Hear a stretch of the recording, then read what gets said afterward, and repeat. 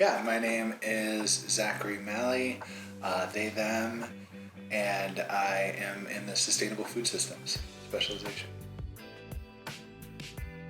So I was working in project management out in Virginia, and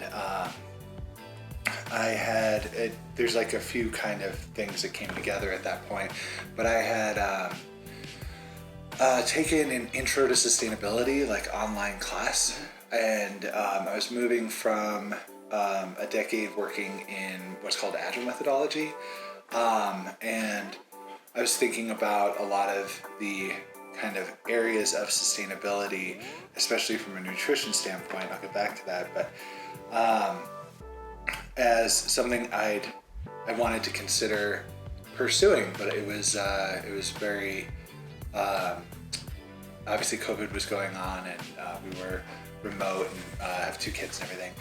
But yeah, so I started exploring options for moving into that career path, and looked at jobs and how does project management kind of fit in that space. And looking in the food space specifically, I started to realize there was a lot of overlap, but not necessarily in terminology, and also network. I just didn't know where I would go on that front. So yeah, I started looking online just to understand like what types of paths I could go down. Is it about like applying for a similar job? Is it about going to conferences or anything like that? And really started honing in on the graduate school arena. And at the time, I was still a bit undecided about which direction I wanted to go in the area of sustainability. So when I was doing research for top schools and top areas, like where there were going to be like really good networks, I just kept landing in Boulder and Denver, like just kept coming up on all of these lists.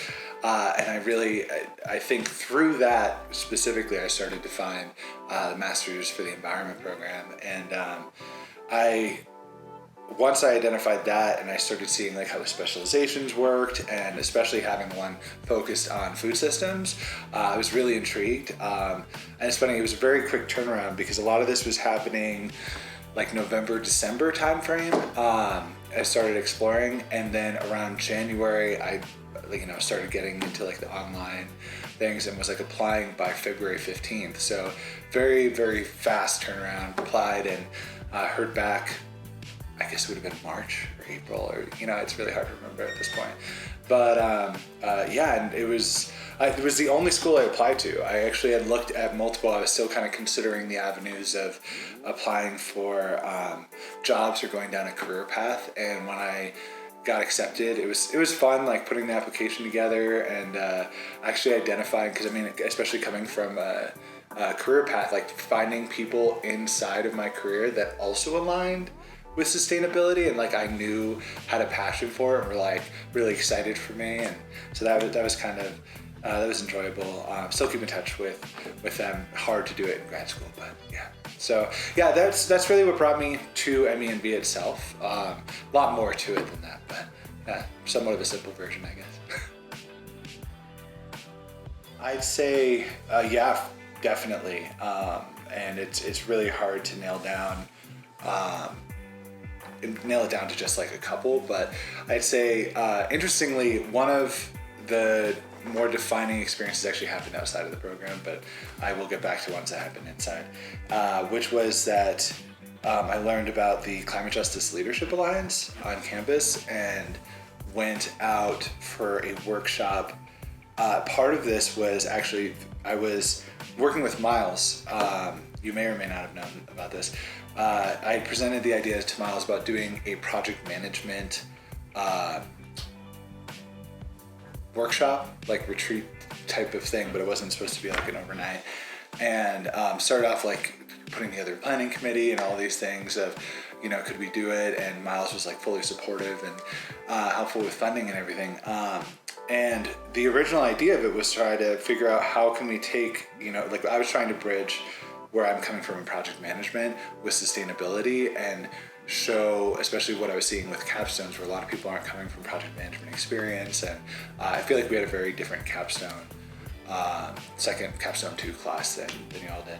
But yeah, really trying to hone in on what people are in that space. But through that, I was trying to talk to other people on campus and connected with people in the environmental center, learned about the Climate Justice Leadership Alliance, went out to their workshop. This would have been November of 2021, I guess. And there was a speaker there, Renee Millard-Chacon from Women from the Mountain, just had an amazing start to that workshop on allies and accomplishment, talking about what's happening to Indigenous women at like truck stops and just the insanity of that. But really transformative experience for me in terms of just conversations I had with Renee about the idea that we were all Indigenous once and therefore we were all colonized once, and it really sort of reshaped a lot of what I was planning to do here from then on. And so that became a cornerstone as that project management idea started. And we with the planning committee, we talked about having it be climate justice in project management, because what we're hearing a lot of were people saying, well, I'm passionate about environmental justice or climate justice, but I don't know what careers exist in that space and what can you actually do, and is there a way to pursue it besides just having it be an adjacent aspect of your role. And so started really honing in on that, met a lot of people through here. I'd say that was definitely a defining aspect because it really shifted a lot of my class choices, what I was interested in doing outside. But yeah, the one I'd say specifically within here is Humans, Environment, and Justice with Fatima Ahmad. The class was fantastic. I'm really happy I took it, and ended up in a project on data sovereignty with Fatima and Casey Neese, who's the data activist and systems manager over at Frontline Farming. But yeah, that I'm still working with them today. I'm a research assistant on a project with them, and loving it. It's fitting into like all of my classes. I have this like stacking going on of all these class projects kind of coming together. But yeah, that's definitely, I feel like, first fall it would have been Renee, and then this past fall I took Fatima's class. But yeah, those were two really defining moments. So I'm out in Longmont, and my life outside of MENB is kind of a mix of just trying to get to classes, and figure that out. So I have a partner. We have two kids, 11 and 3 years old. So daycare and elementary school and everything right now. And so we have one car. The car stays up there. I'll bike and bus all around to get to classes. But really, a lot of my life has been sort of centered around this space and just food systems, and like going to conferences. I've gone to like various workshops and conferences, and gotten to know various organizations in Colorado, and just trying to meet people and figure out what's happening in this space. Very interested in staying in this area. So doing like volunteering at farms, going to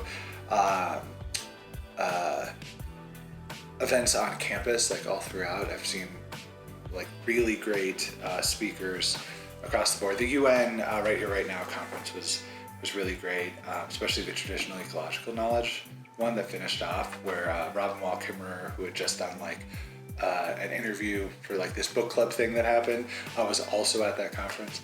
But yeah, outside of that, it's like my family and I, we try to do things on the weekends together, go out to playgrounds, or we're all vegan, and I have to eat gluten-free. So it's very interesting trying to find what restaurants support that. But yeah, we found some really great food in Boulder, and like there's this great place in Erie, and we try to make it out to Denver, and I think that's something we'll really amp up after I close up. But yeah, I think it's just getting around. We've been skiing, but I don't know that we'll ski again, because yeah, Compass is expensive once you graduate.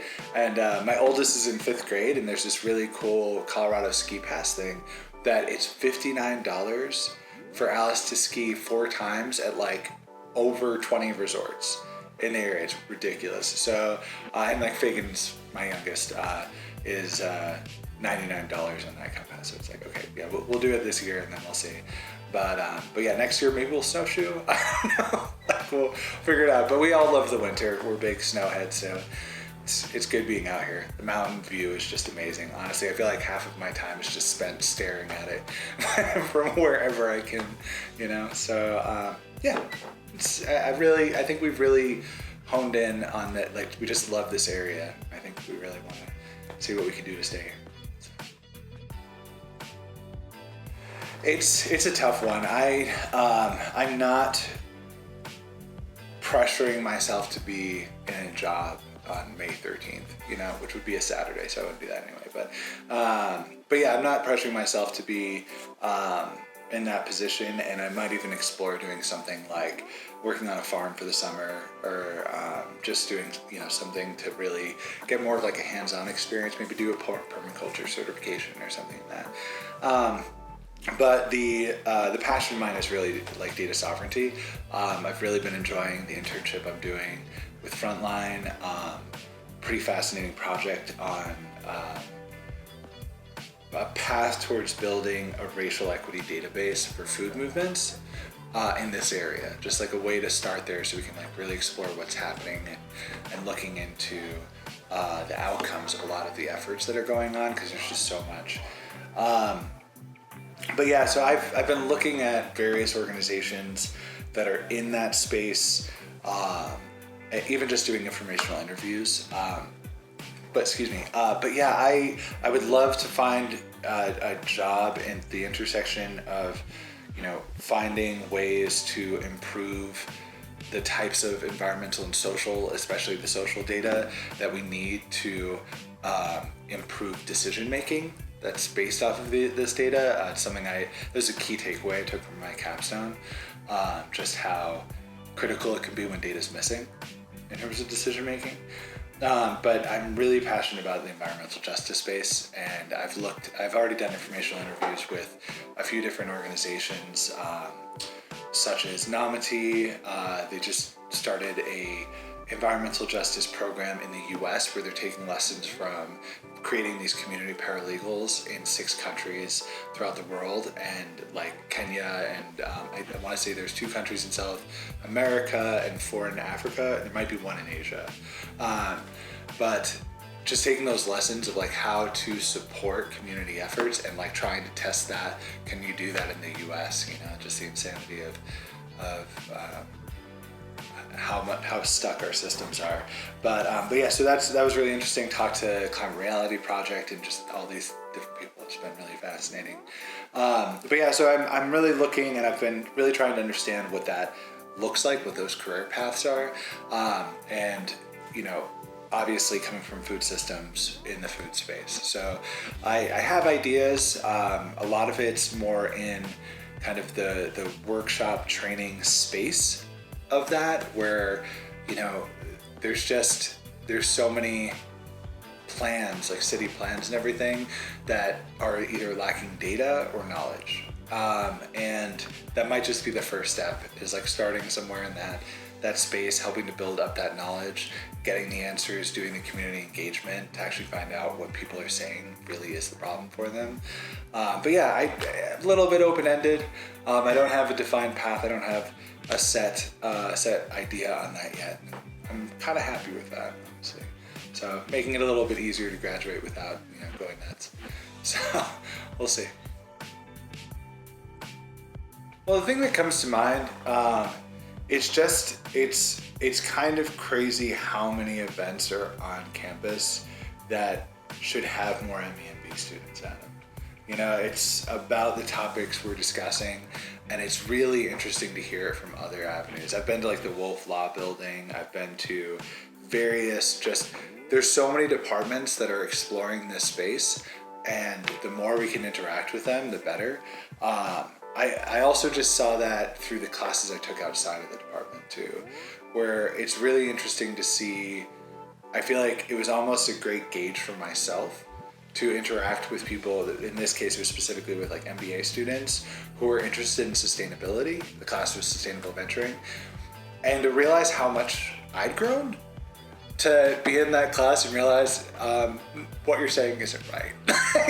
You've got some learning to do, but like working together and trying to figure out like, you know, ways to actually grow together. Because there was things about MBA and MBA education that I didn't know, even coming from like project management and business space. Like, so it was, you know, having those types of overlaps I think are really important. Plus that's what the real world is going to be like outside of this. So we'll see. But yeah, just big plug for, you know, MEMV has so much going on, and there's also so much on campus. Just explore it while you have, you know, 2 years here. So